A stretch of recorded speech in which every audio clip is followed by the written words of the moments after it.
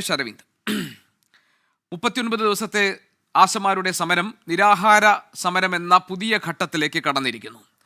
ആരോഗ്യമന്ത്രി ഡൽഹിയിലുണ്ട് ഇന്ന്. പറ്റുമെങ്കിൽ കേന്ദ്ര ആരോഗ്യമന്ത്രിയെ കണ്ട് പ്രശ്നങ്ങൾക്ക് പരിഹാരം കാണാനുള്ള പോംവഴികൾ തേടും എന്നാണ് പറഞ്ഞിരുന്നത്. പക്ഷേ ഈ നടക്കുന്ന ശ്രമങ്ങളോടൊന്നും തന്നെ ആശമാർക്ക് പ്രതിപത്തിയില്ല. കാരണം ഇതൊക്കെ ഈ സമരത്തെ ചെറുത്തു തോൽപ്പിക്കാനും സമരക്കാരുടെ കണ്ണിൽ പൊടിയിടാനുമുള്ള നീക്കങ്ങളായിട്ടാണ് അവർ കാണുന്നത്. ഈ സമരത്തിനെതിരെ ഭരണപക്ഷം ഉയർത്തുന്ന ഒരു പ്രധാനപ്പെട്ട ആക്ഷേപം ഇതിന് പിന്നിൽ രാഷ്ട്രീയ താല്പര്യത്തോടുകൂടി ചിലർ കൈകടത്തിയിട്ടുണ്ടെന്നാണ്. ഇപ്പോൾ പാട്ടപ്പെട്ടിയുമായി നടക്കുന്ന ഒരു സംഘടന പിന്നിലുണ്ട് എന്ന് പറയുന്നു. പണം കൊടുത്ത് ആളുകളെ കൊണ്ട് ഇരുത്തി സമരം ചെയ്യിക്കുകയാണെന്ന് പറയുന്നു. ഇന്ന് നിയമസഭയിൽ ഈ വിഷയം വന്നപ്പോൾ BJPയും കോൺഗ്രസും കൈകോർത്ത് സമരപ്പന്തലിൽ രാഷ്ട്രീയ താല്പര്യത്തോടുകൂടി ഇടപെടുന്നു എന്നൊക്കെയാണ് ആക്ഷേപം. ഈ പ്രശ്നത്തിൽ എന്താണ് പ്രതിപക്ഷം ഇനി സ്വീകരിക്കാൻ പോകുന്ന സമീപനം? കേരളം പരമാവധി ചെയ്തിട്ടുണ്ട്, ഇനി ചെയ്യേണ്ടത് കേന്ദ്രമാണ് എന്ന സംസ്ഥാനത്ത് ആരോഗ്യമന്ത്രിയുടെ നിലപാടിനോട് എന്താണ് പ്രതിപക്ഷത്തിന്റെ സമീപനം? ഉജ്ജ്വലമായ ഒരു സമരമാണ് കേരളത്തിലെ ചരിത്രത്തിൽ രേഖപ്പെടുത്തി കഴിഞ്ഞിട്ടുള്ളത്. ഈ സമരം വിജയിച്ചു കഴിഞ്ഞു എന്നാണ് ഞങ്ങളുടെയൊക്കെ അഭിപ്രായം. കാരണം 39 ദിവസം കൊണ്ട് കേരളത്തിൽ അവഗണിച്ച, കളിയാക്കിയ, പരിഹസിച്ച, ആക്ഷേപിച്ച ഒരു ഭരണകൂടത്തിൻ്റെ പ്രതിനിധി ഇത് ചർച്ച ചെയ്യാൻ വേണ്ടി ഡൽഹിക്ക് പോയി. അത് ഏറ്റവും വലിയ വിജയമല്ലേ? 2 ദിവസം ചർച്ചയ്ക്ക് വിളിച്ചു, പ്രഹസനമാവട്ടെ, ചർച്ചയ്ക്ക് വിളിച്ചു, 10 മാനദണ്ഡങ്ങളെ എടുത്തുമാറ്റി.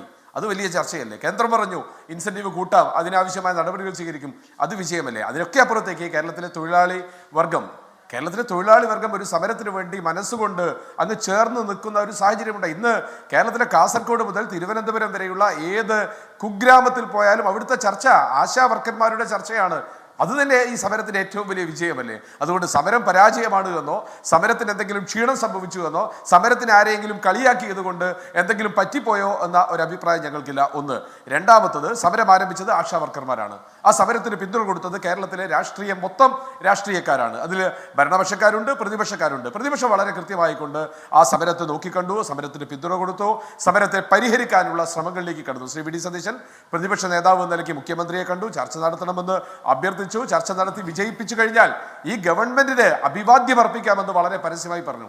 കോൺഗ്രസിന്റെ, UDFന്റെ നേതാക്കന്മാർ ഈ സമരത്തിനോടൊപ്പമുണ്ട്. ഐക്യദാർഢ്യം പ്രഖ്യാപിച്ച എല്ലാ ജില്ലകളിലും ഞങ്ങൾ സമരം നടത്തി. ഈ സമരത്തെ വഴിയിലിട്ട് പോകാനോ ഉപേക്ഷിക്കാനോ പ്രയാസപ്പെടുത്താനോ ഈ സമരം, നേരത്തെ തന്നെ നിരാഹാര സമരം അനുഷ്ഠിച്ച സഹോദരിമാർ പറഞ്ഞു ഞങ്ങൾ ഒരിക്കലും നിരാഹാര സമരം അനുഷ്ഠിച്ചിട്ടില്ല, പക്ഷെ പട്ടിണി കിടന്ന് ഞങ്ങൾക്ക് ശീലമുണ്ട് എന്ന് പറഞ്ഞ ഉജ്ജ്വലമായ അവരുടെ വാക്കുകളുണ്ട്. ആ വാക്ക് തന്നെയാണ് കേരളത്തിലെ സമര ചരിത്രത്തിലെ തങ്ക ലിപികളിൽ എഴുതപ്പെട്ട വാക്കുകൾ എന്ന് തന്നെയാണ് വിശ്വാസം.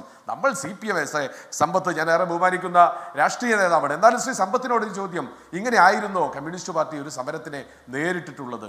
AKGയുടെ കഥ പറയാത്ത ഏതെങ്കിലും ഒരു പാർട്ടി ക്ലാസ് ഉണ്ടായിട്ടുണ്ട്? അല്ല ശ്രീ നിജേഷ്, നമുക്ക് അതിലേക്ക് വരാം. അതിനുവേണ്ടി ഈ ആശമാരുടെ സമരം പരിഹരിക്കാൻ വേണ്ടി ഒരു ആത്മാർത്ഥമായ ശ്രമം സർക്കാർ സ്വീകരിച്ചില്ല എന്ന ആക്ഷേപമാണോ താങ്കൾക്കുള്ളത്? ഇപ്പോൾ ഓണറേറിയം 21,000 രൂപയാക്കണം, വിരമിക്കൽ ആനുകൂല്യം 5 ലക്ഷം രൂപ അനുവദിക്കണം. ഇതാണ് ആശമാരുടെ പ്രതിനിധികൾ നേരത്തെ ഈ ഡോക്ടർ വിനയ് ഗോയലുമായി നടത്തിയ ചർച്ചയിലും അതിനുശേഷം ആരോഗ്യമന്ത്രിയുമായി നടത്തിയ ചർച്ചയിലുമൊക്കെ ഉന്നയിച്ച ആവശ്യം.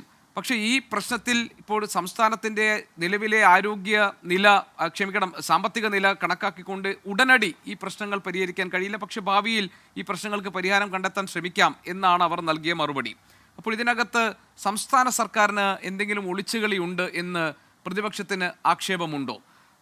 ഇപ്പോൾ കേന്ദ്രമാണ് ഈ കാര്യങ്ങളിൽ തീരുമാനമെടുക്കേണ്ടതെന്ന് പറയുന്നു. കേന്ദ്ര ആരോഗ്യമന്ത്രി പറയുന്നു ഇതിനോടകം തന്നെ സംസ്ഥാനത്തിന് തുക കൈമാറിയിട്ടുണ്ട്, അത് വിനിയോഗിച്ചിട്ടില്ല എന്ന ആക്ഷേപം ഉന്നയിക്കുന്നു.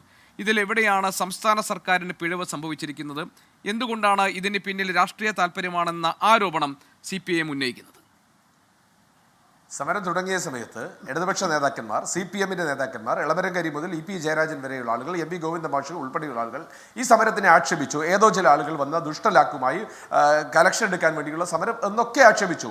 ആ സമരം 38ാമത്തെ ദിവസം എത്തിയപ്പോൾ ആരോഗ്യമന്ത്രി ചർച്ചയ്ക്ക് വിളിച്ചു പറഞ്ഞ ആദ്യത്തെ വാക്ക് ഇവരുടെ സമരം ന്യായമാണ്, ഇവർക്ക് കൂട്ടിക്കൊടുക്കണം, അത് ഇപ്പോൾ ഇല്ലാത്തതാണ് എന്നാണ്. അപ്പൊ തന്നെ സമരം ജയിച്ചില്ലേ?